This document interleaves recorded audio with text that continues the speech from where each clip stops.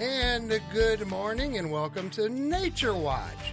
Nature Watch is sponsored by Waddell's Nursery, Floral, Garden, and Bird Center at the corner of 12th Street and Millam Road. And now your host of Nature Watch, it's Gary Miller. Good morning, sir. Good morning. How are you? Good. Another snowy morning. Yep. So it's not too cold out there. Not right now. It's going to get colder though. Yeah, we know. And we got more snow coming too. Yeah, we know. Just saying. It's still winter. I was actually looking at the drought monitor, and we've increased the soil moisture to some extent, but we're still in that dry stage. Yeah, we do for need most of the state. We do need to get a good snowpack build up. Most of the upper peninsula has gone to not dry anymore. And I noticed there was a couple of posts that there's some of the communities up there and weather stations have reported the 200 plus inches of snow so far. I saw some pictures about the snow being stacked way up. It reminded me of 78. It really did. Yes. We don't want that much down here, but we do need some more moisture. Yeah, we do. So it's good to see that. Boy, with that snow coming down too and getting everything covered, the birds have been really active.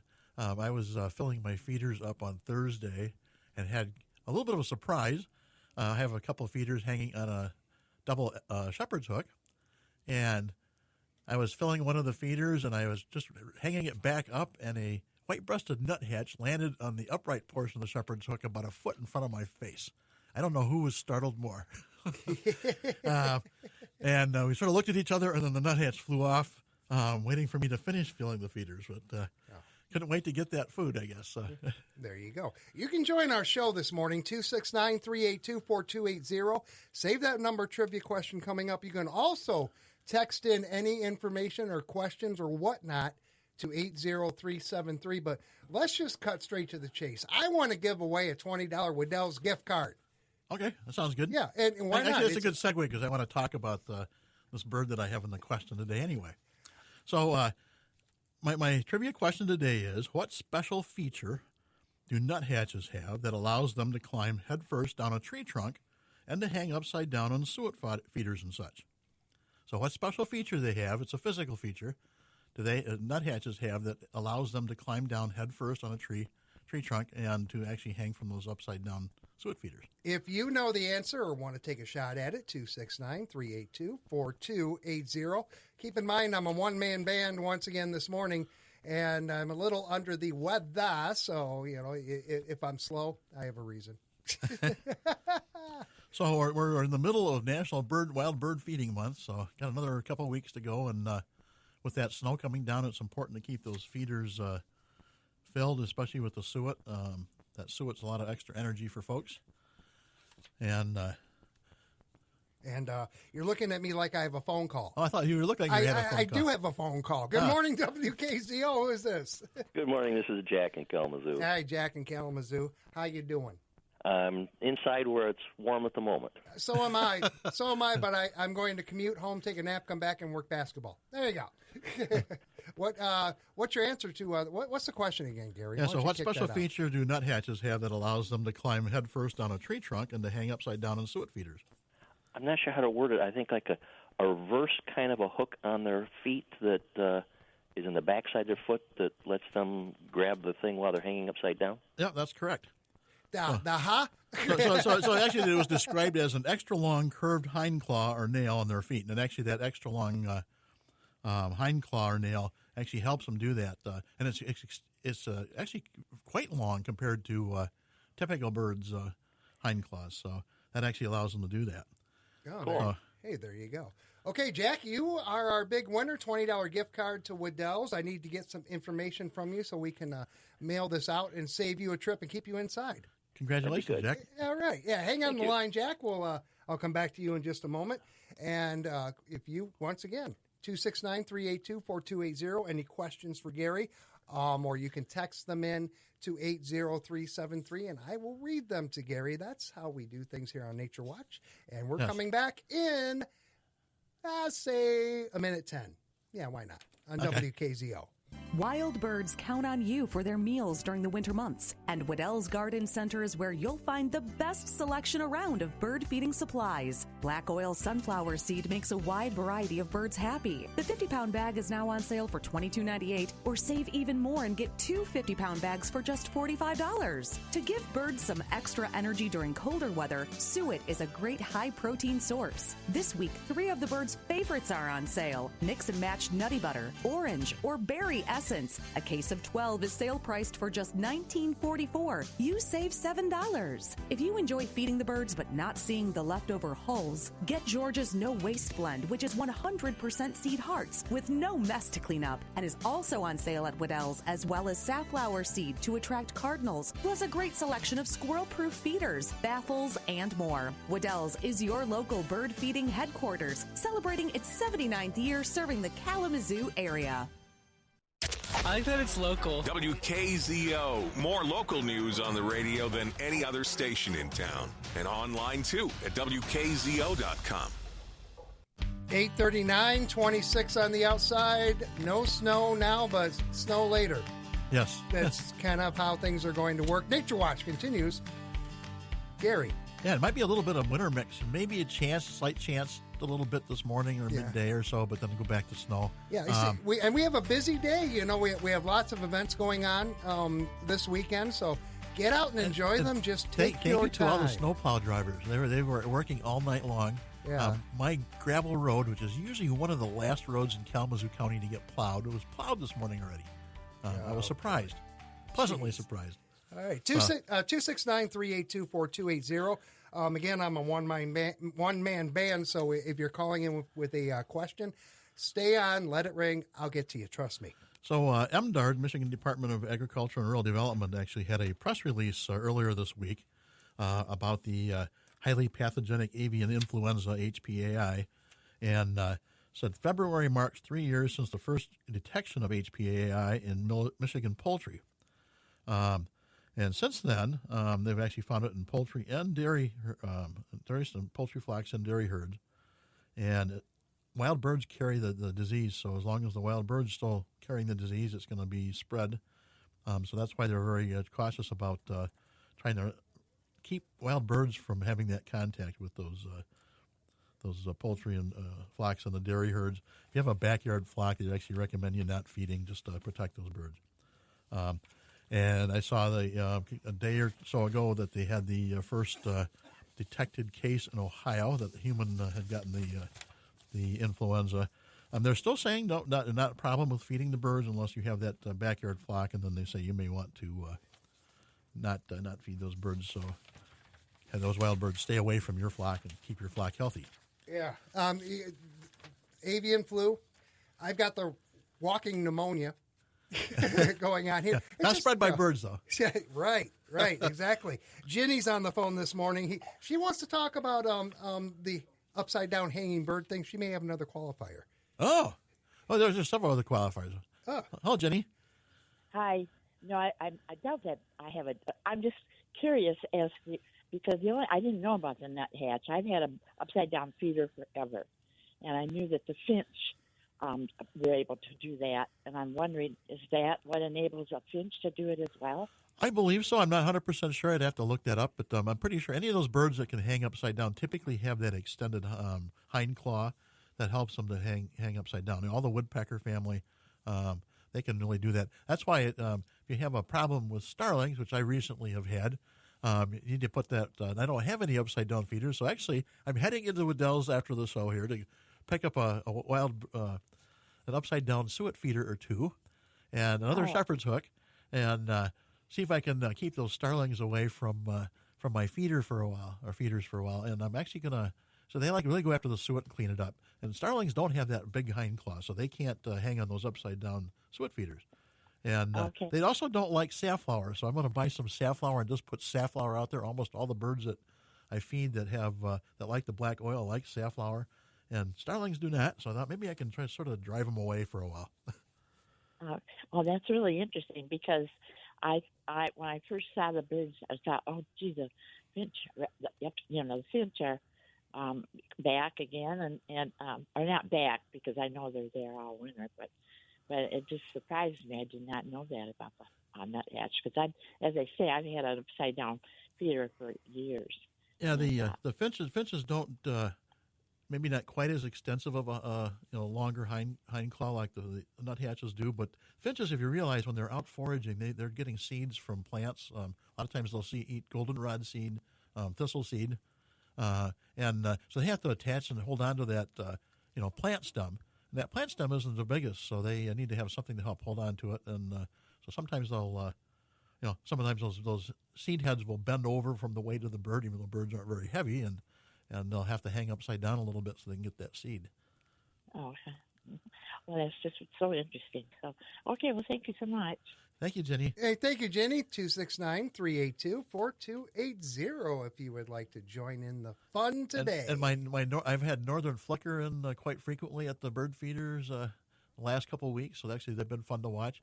They must have sort of replaced. Red belly hasn't been in quite so often, so we'll see. Downies are in, and haven't seen too many of the hairy woodpeckers this year so far, but I've been going through seed. I actually have to get more suet today. I got suet, I think, about 3 weeks ago, and I am down to 2 cakes left from that case. So regardless of whether you're working or not, you will be in Waddell's at some for point at least today. for a short time this morning, so I get some more seed and some suet.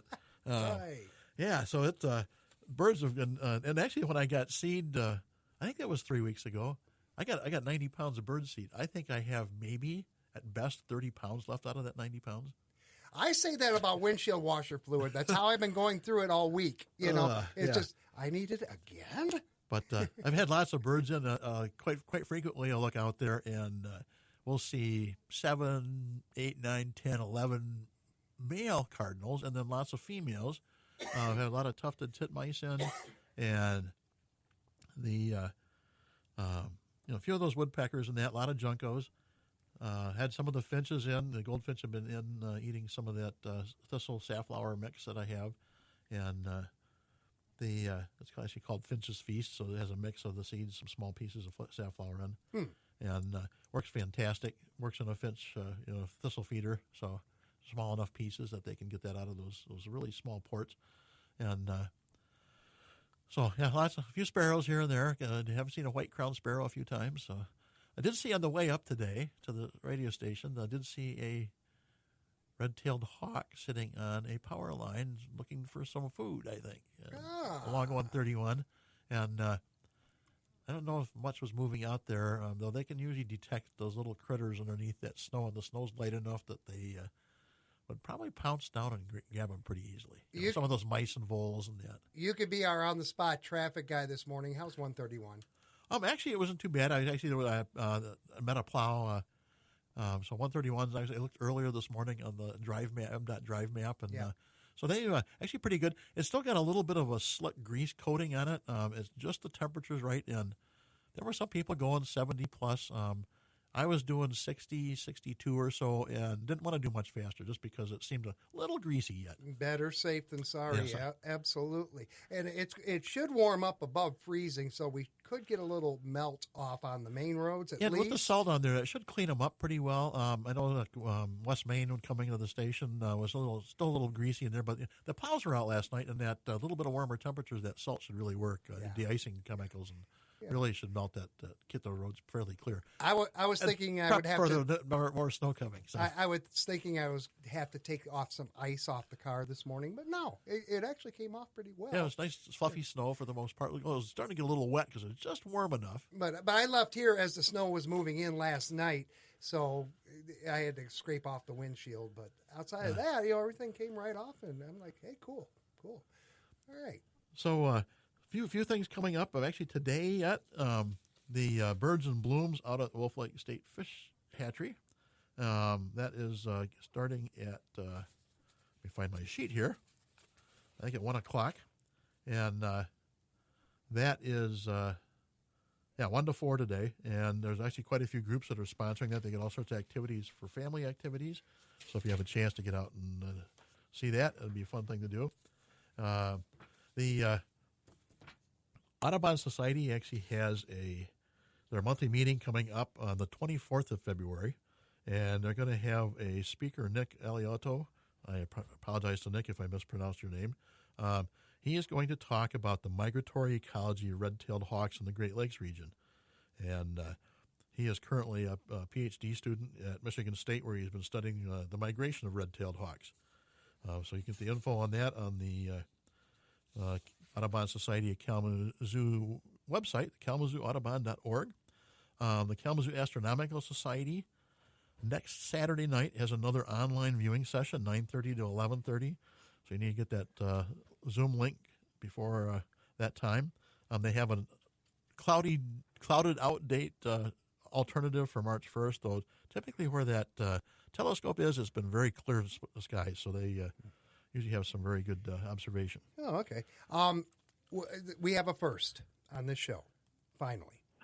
We have an anonymous caller. Oh, anonymous? Gary, this is Andy. Yeah, I recognize your voice, Andy. Yeah, maybe not as anonymous as you think he is, but you know. He's getting the itch for over the garden fence and just snow and getting that spring itch. Let's face it, he misses us. I do, guys. I do. And today it would be over the snow pile. Yeah. Instead of over the garden fence. Gary, I got a bird question, seriously, for a client that was in a couple days ago.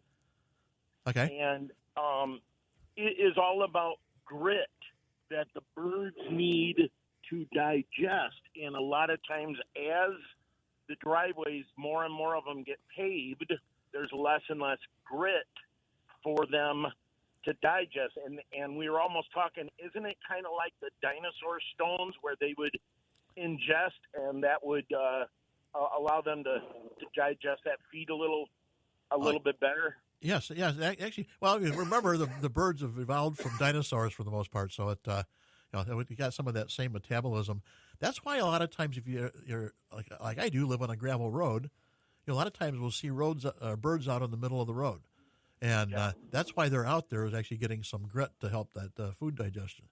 So if you have a poultry flock, you know you have to add some grit for those chickens and turkeys to be able to digest their food. So if there was, it's kind of funny to buy.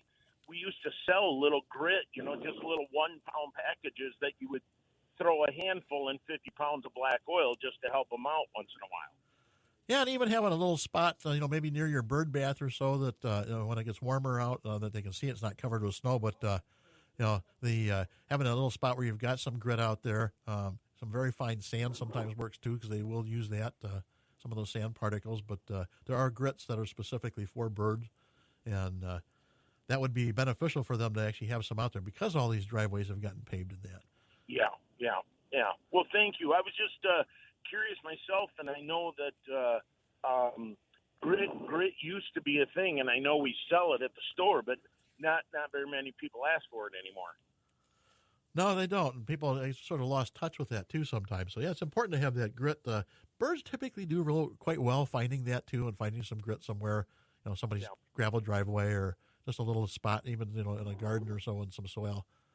So they do find it, but, might as well make it a little easier for them. That's right. Thanks for the info. Hey, Andy, one question quickly before you go. We're getting close to your 69th season, aren't we, of Over the Garden Fence? Yes, we are. Well, stay tuned and learn more about birds, and we'll be back in March. There you go. March, man, that's a month away, and we're talking about shoveling.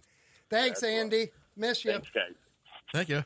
All right, 382-4280, area code 269 if you're calling from out of the Kalamazoo area. So we have, actually we're in the second day of the Great Backyard Bird Count. That started yesterday. Okay. It goes through the 17th on Monday. Okay. And so you can actually do, there's actually a link online. Actually go to birdcount.org and it has instructions. They ask you to observe 15 minutes or more someplace. It might be a feeder. It might be just a little habitat or so. And report it. And they do that all around the world now. And so they actually use that to study, have all those citizen scientists help them study bird movements and populations and that. Okay. And so it's actually a neat, fun activity to do. Might be something fun to do later this weekend or so when the kids get tired of playing outside in the snow and they want to watch the birds at the bird feeder, maybe participate a little bit as a family activity. Right. And so we have have a few more events coming up with the Waddell's Green Thumb Club. Nothing going on today. I want everybody to spend time with their significant other, a little extended Valentine's Day weekend. So that's all I'm saying. But next couple of weeks, there's a couple more seminars there. One might be interested to most people. I'm doing one next Saturday, plants that'll work and planting around black walnut trees. And there's a lot of black walnuts around, and there's one of those important trees to have for wildlife and birds and that, but especially for the insect larvae that actually feed on the walnut trees, and butterfly moth larvae. And sometimes those are a challenge because the juglone and the black walnuts prevents a lot of plants from growing, but hickory trees also have juglone in, so that's something to be cautious of, and that we can plant plants that actually tolerate that. Another reason to plant native plants are, some cultivars of native plants that will tolerate that juglone. All the birds in the winter here, and it's fun. I ran across a list, little tidbits of information. Different birds that winter here in Michigan, and we see quite a few of them. I'll highlight a couple of them. We see quite often American goldfinch, and they typically like that thistle or a small safflower seed. They'll eat sunflower, but needs to be small pieces of sunflower. And they eat seeds exclusively, so you need to have that small seed out there for them. Chickadees are probably one of the most common ones you see at bird feeders. They will eat those black oil sunflower seeds, but they'll also eat insects when they're available later in the year, especially in the summertime. They will eat some of that mealworms. If you have some mealworms out, they will eat some of that.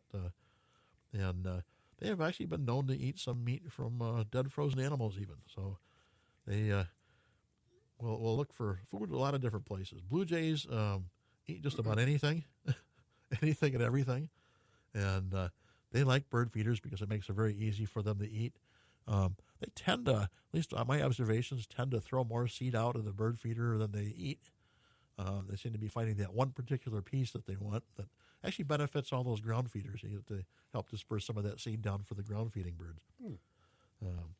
So it's fun to watch all the different interactions of the birds.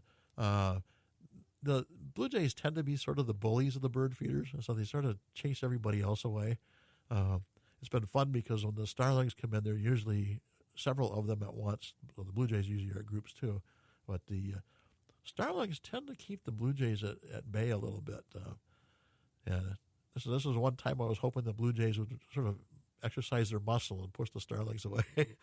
In the past, I know I've had my red-bellied woodpeckers when they've come into the feeders have actually pushed the blue jays away from the feeder and for the most part chase them away. So the flicker has actually been taking that sort of policing that quite well. So it's been fun to watch that.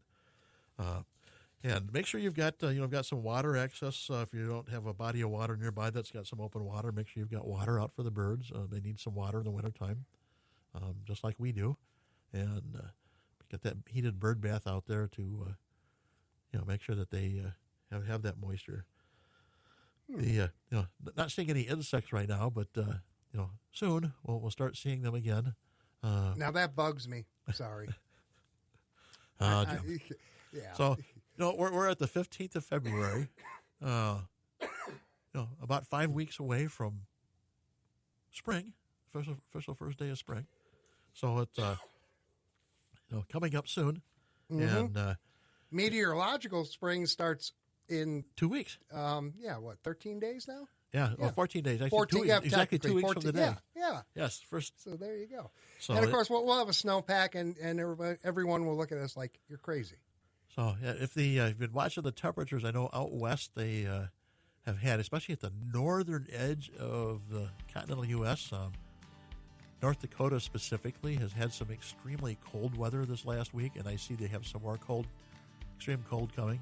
Earlier this week, they had the western two-thirds of the state had a extreme cold warning, and they had wind chills predicted down to 55 below zero. I saw -60 or even couple colder. shots, So it was very, very nasty cold. Yeah. They've said very. I think in Utah is where I saw. They might have had some, but I know in North Dakota specifically, they had the western 2/3 of the state were just. But and parts of Canada have been farther north too have had that extreme cold. So hopefully we don't see that cold. But it's supposed to be down to single digits next week, so it's going to be a little crispy out there in the morning. Just remember, folks, February is just like August in the summer because we have heat waves and in August, but we also have cold spells in February. It's a trade-off.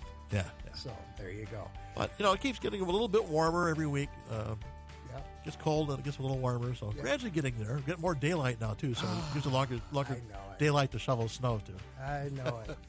All right, so Gary is off to get suet. Yes, and probably some safflower seed. There you go. So if you go early enough, you'll see him. If you go later in the day, you won't. There you go. But if you have any questions or observations you want to get a hold of me during the week, you can email me at naturewatch@wadells.com. There you go. Thank you, sir. Thank thank you all for listening to this edition of Nature Watch. Nature Watch is brought to you by Wadells Nursery, Floral, Garden, and Bird Center at the corner of 12th Street and Millam Road. We'll do it again next Saturday at 8:30 a.m. CBS and local news up next, and then American Outdoors Radio right here on WKZO.